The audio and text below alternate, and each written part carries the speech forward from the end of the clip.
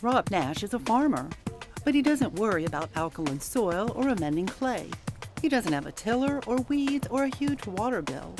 Instead, he quickly harvests robust crops for the market in his aquaponics greenhouse. He's living his dream job. Like so many people, my 7th year at my office job at the insurance company, I decided, this is just not something I see myself doing for the rest of my life. He went for his passion, growing local food for families. His avocation led him to aquaponics after 7 years with hydroponics. In 2012, he built the first of 2 greenhouses on rocky land that would never support food crops. An innovator, he grows 2 methods of aquaponics culture, a wicking bed and some hydroponics.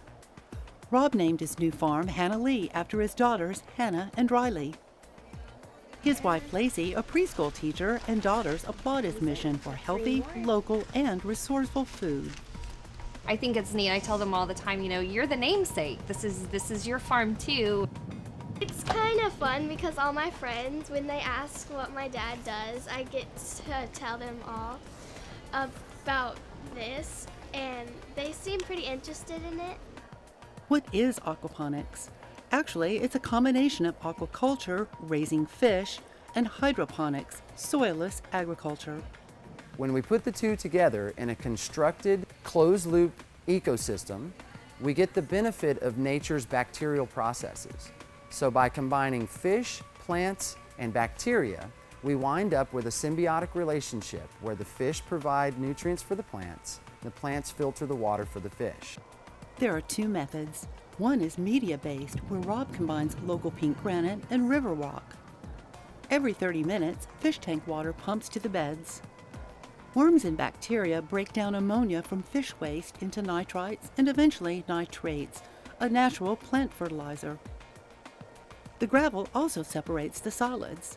The process returns clean water to the fish tanks.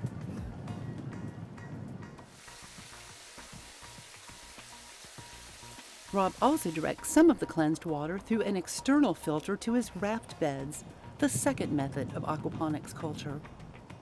So now that the water has gone through the media beds and the additional filter, it comes in here into this raft, which we basically have about 12 inches of water, which gives you plenty of room for the roots to grow down. We run air through here so that this is hyper aerated, which gives the plants the more vigorous growth. And as you can see, by running it through the filter, you keep these nice clean roots. He starts from seed and coir fiber to reduce pathogens. Mature transplants move into net pots for the rafts. We are able to produce a lettuce in 45 days that would typically take 60. Here is a lettuce that's only been in the system for right at 45 days, and it's ready to harvest. In the media beds, he transplants directly. With aquaponics, we're typically allowed to plant our plants as much as twice as dense as in ground. Multitasking water and space, Rob pumps water from the rafts to a few hydroponic towers and back again to the rafts. He grows with water efficiency in a wicking bed too. Wicking beds are a great way to grow organic produce without the electrical requirements of aquaponics. A wicking bed is a box with a waterproof liner in the bottom, and then we will put a media in there such as gravel so that we can flood that bottom 6 inches with water. On top of the gravel, we would use a weed block and then put our core soil blend on top of that, and that keeps the roots from growing down into that water reservoir. Through a PVC pipe, Rob fills the basin with homemade compost tea. He tops off the bed with fish water and granular organic fertilizers. Moisture wicks up through the soil, and the soil stays perfectly moist without you having to water it daily. Rob chose tilapia for his fish tanks. Tilapia, however, is a warm-blooded fish that does need its water to remain warm throughout the winter months. By keeping the water 60 or 65 degrees, the fish will continue to metabolize the food at a useful rate. That keeps the plants growing through the winter, which is really the goal. As Rob demonstrates in classes on his patio for home gardeners, aquaponics can be done outside as long as fish are protected from critters and the water temperature kept warm. He has ultimate control in the greenhouse though. where he grows basil even in winter and carries winter crops like kale and lettuce through the end of June. If I add a small chiller wall or an evaporative cooler and some additional shade, I should be able to grow lettuce throughout the summer. It's important to maintain a ratio between fish and plants. It's easy to test with a typical hobby aquarium kit. He also tests pH. In Central Texas, with our alkaline water, pH is always considered an issue. There's a point, as your system matures, at say 3 to 6 months, where the system will become acidic and you will begin to have to raise your pH. And so having a high alkalinity water, such as Central Texas, is really to your benefit. The biggest advantage is water conservation.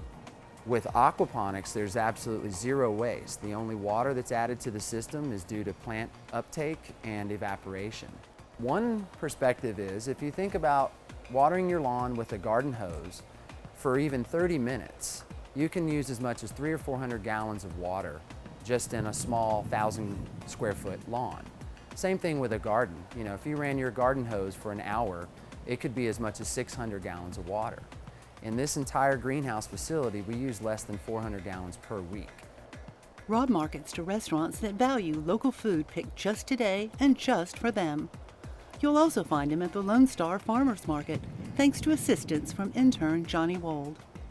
The real dream is a family commitment to make a difference. Live here, eat here. Mostly, we are all just really proud of Rob. Rob has been working on this for a long time, and we haven't exactly been able to be a part of it every step of the way, but we've always been there supporting him, and watching him make this come to life is really exciting. It's really exciting for us. We're really proud of him.